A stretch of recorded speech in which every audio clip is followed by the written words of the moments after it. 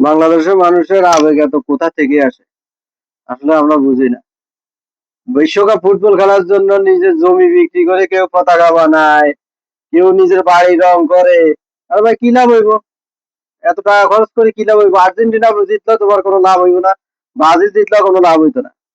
তুমি এই টাকাটা গরিব একজন মানুষের দান করে দাও, সবচেয়ে লাভ হইব ওটা।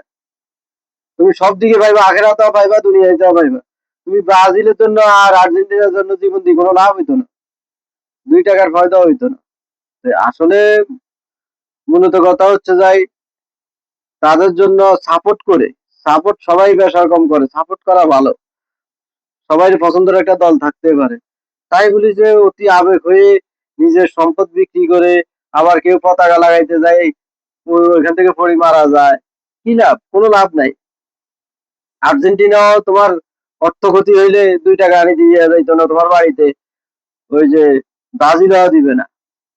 সাপোর্ট করো, সমস্যা নাই, সাপোর্ট করো, কিন্তু অতি আবেগ দেখানো ঠিক না। কারণ একটা অ্যাক্সিডেন্ট সারা জীবনের জন্য কান্না হয়ে দাঁড়ায়। তো যার হারায় সে বুঝে একমাত্র।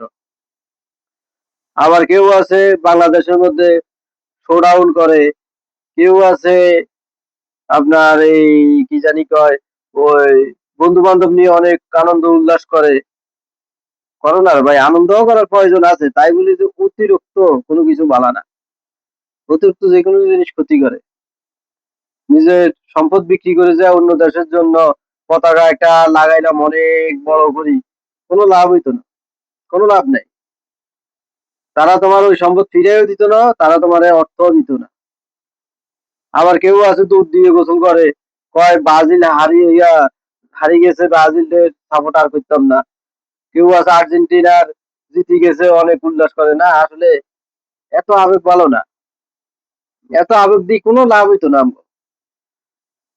আমরা এত আবেগ দিয়ে কিচ্ছুই হবে না। আর্জেন্টিনা ব্রাজিল তারা অনেক দূরের দেশ। তো আসলে এটা ঠিক না। সবাই সবাই সতর্কভাবে থাকেন। সবাই, আল্লাহ সহি বুঝদান করুক।